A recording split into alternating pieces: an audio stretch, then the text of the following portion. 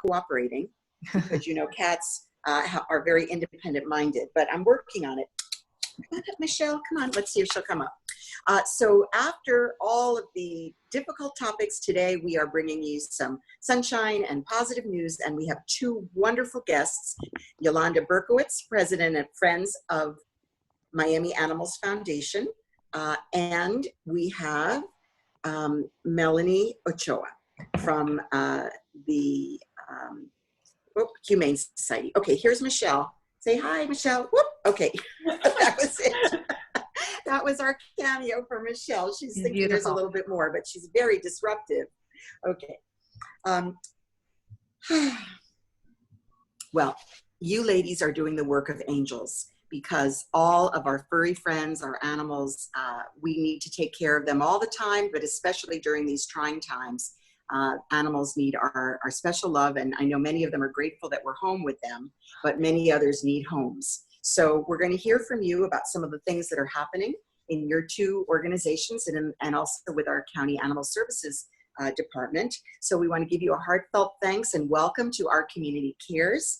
First, we'll start with you, Yolanda. You and I are good friends for a long, long time. We've worked to protect children, and now we're working together to protect animals. So it's a great pleasure to have you join us. And I'd like you to tell us a little bit about your organization, how you started it, and how people can get involved. So please, let's hear from you. Thank you. Thank you so much. It's a pleasure to be working with you in this arena as well.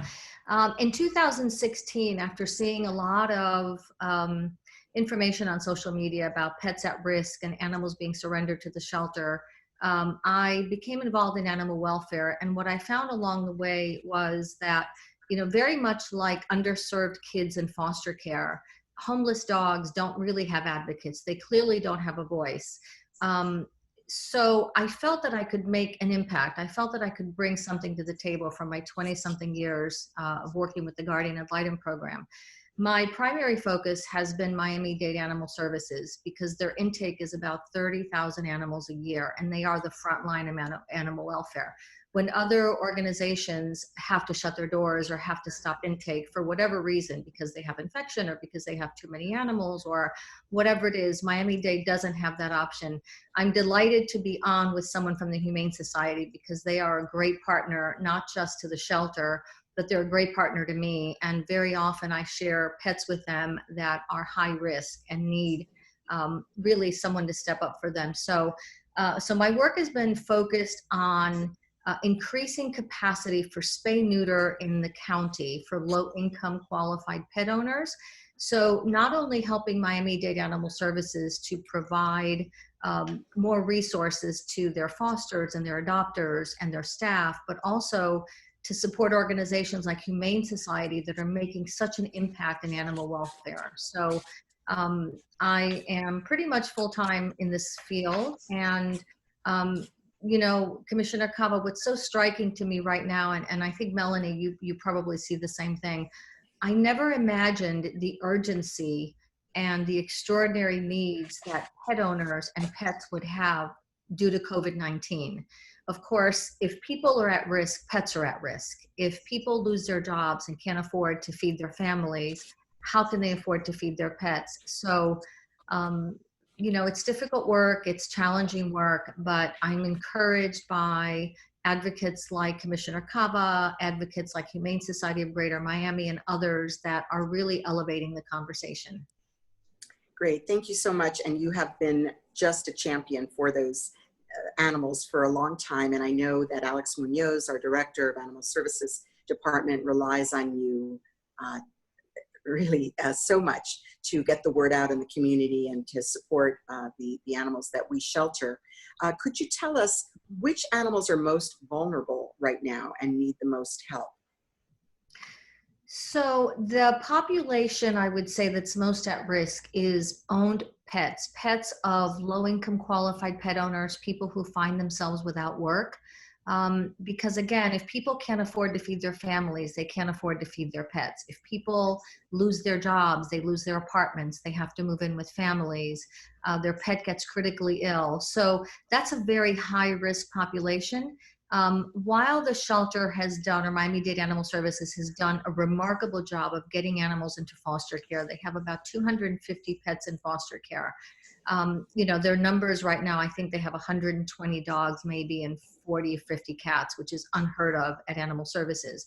But, the foster population concerns me. So we keep looking for ways to support fosters, to give them ways to network the pets in the community, to give them ways to share their experience with particular pets, because 3 weeks from now, we start segueing back into life as the new way we know it, and people will have to bring these animals back. So, people don't understand what the urgency is in getting pets out of Miami-Dade Animal Services, but with reduced hours, with less volunteers, with less adopters, with social distancing rules and everything else, the pets really need to be highlighted. One of the things we're doing, as you know, is a Facebook Live virtual adoptions on Thursdays.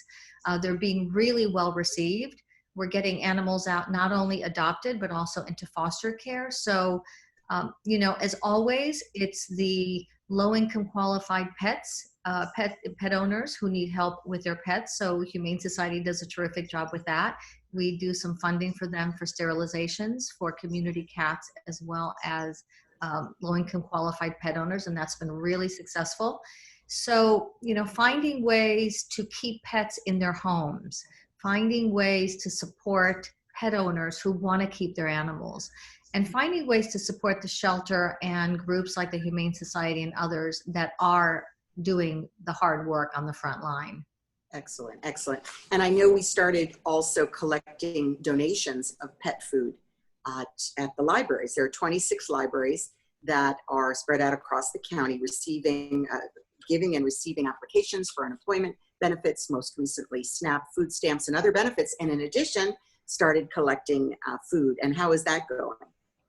I'm not involved with that. I didn't know, but I know that you are working on food drive for pets. I know that this morning Miami-Dade Animal Services had the first food distribution event. I was there at 8:30 this morning. Friends of Miami Animals Foundation delivered 50 large sacks of dog food to them. They had hundreds and hundreds of bags, but people were lined up at 5 a.m. So I think for me, at least, as for the foundation and for me personally as a rescue person, I wanted to see what the need was in the community today, see how many people showed up. The line stretched a mile, if I can tell you. It was really heartbreaking to me. So the fact that they're collecting in the libraries is terrific. So I think that what Animal Services is trying to do is figure out where the needs are, how to address the needs while keeping the social distancing guidelines that we're all following.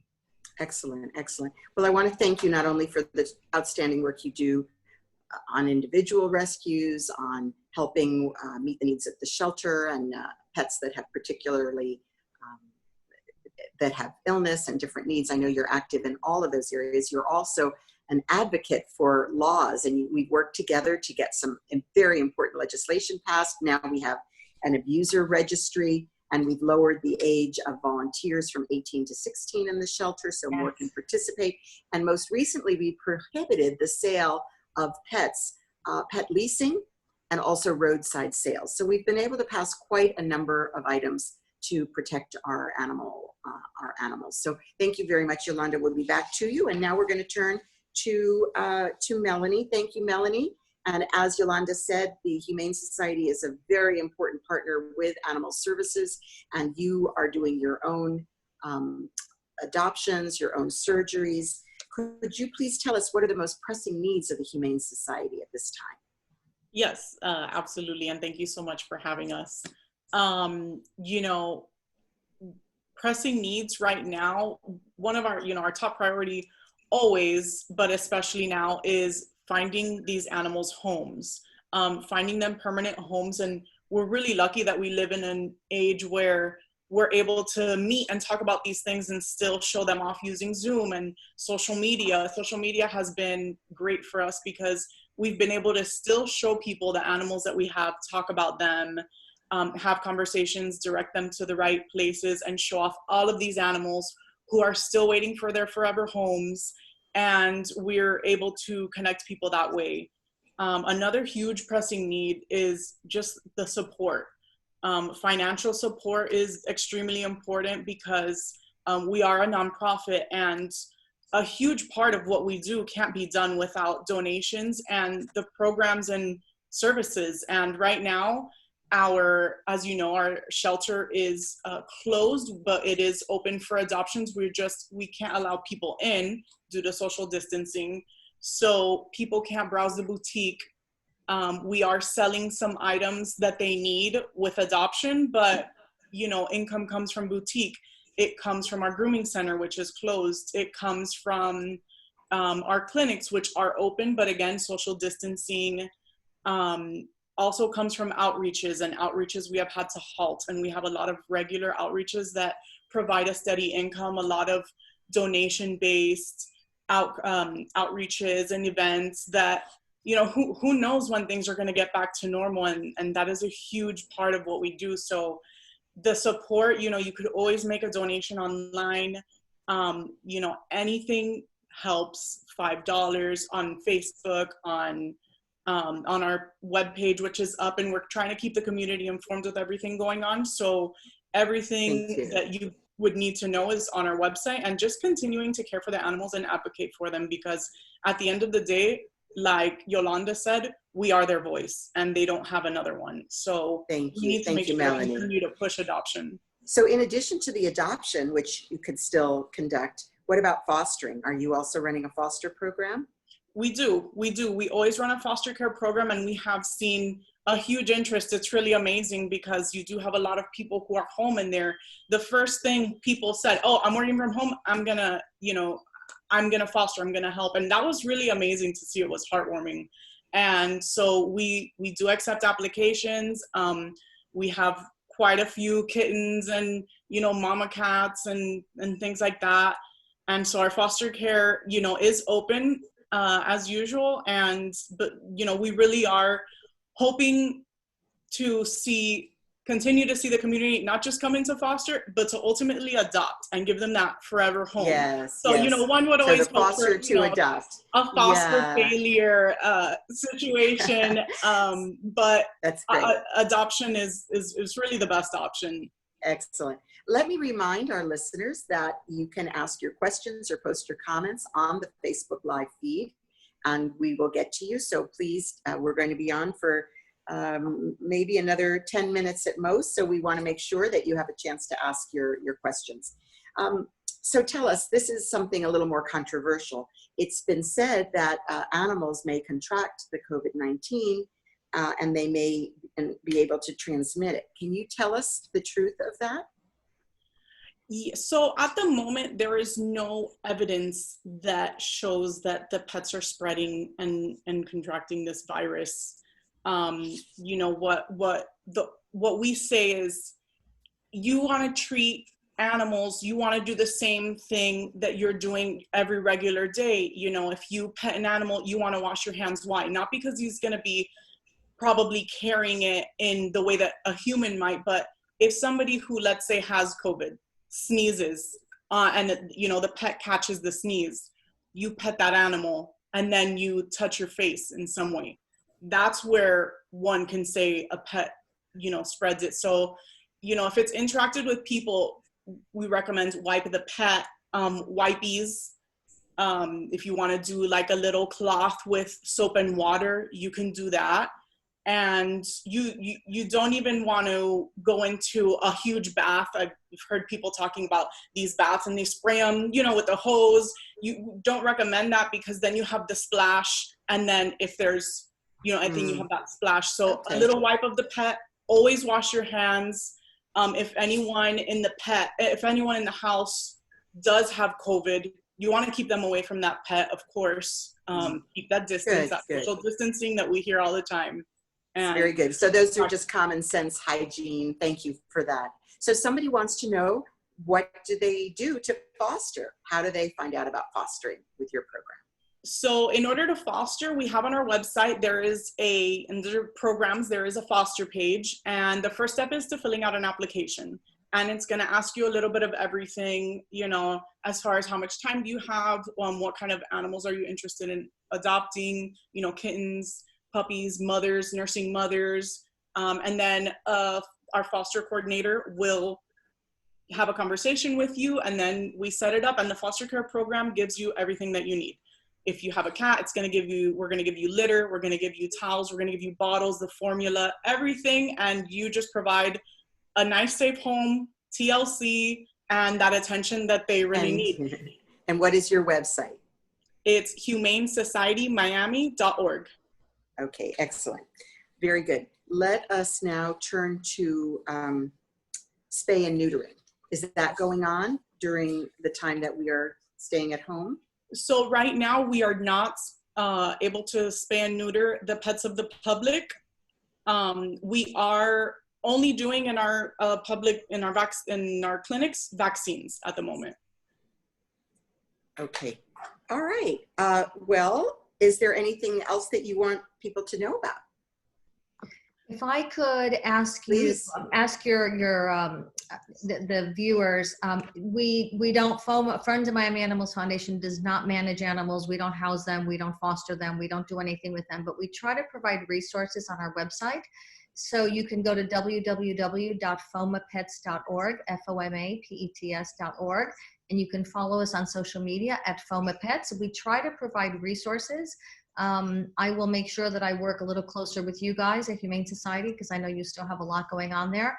Again, we've focused primarily on the shelter because they are, to me, the front line in animal welfare. And I think if you elevate that conversation, everyone benefits. But definitely you can follow us on social media or look at our website, and we'll try to provide resources for you. Excellent. And let's remind everyone that spaying and neutering are very critical. So if by chance you're taking in a pet at this time, doesn't mean that you don't need to go back and take care of that when it becomes possible to do so, because we all have to be responsible pet owners, and we have really a huge problem of animals that are living in the wild and procreating or just jumping the fence. And we need to really be responsible about not perpetuating the problem of abandoned pets, which is a constant situation for us.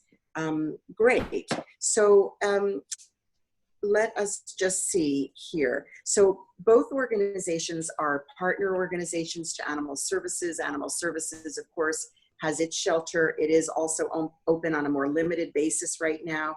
Many of the pets have gone for adoption or foster as well, and people are not going inside, so it's the same kind of restriction.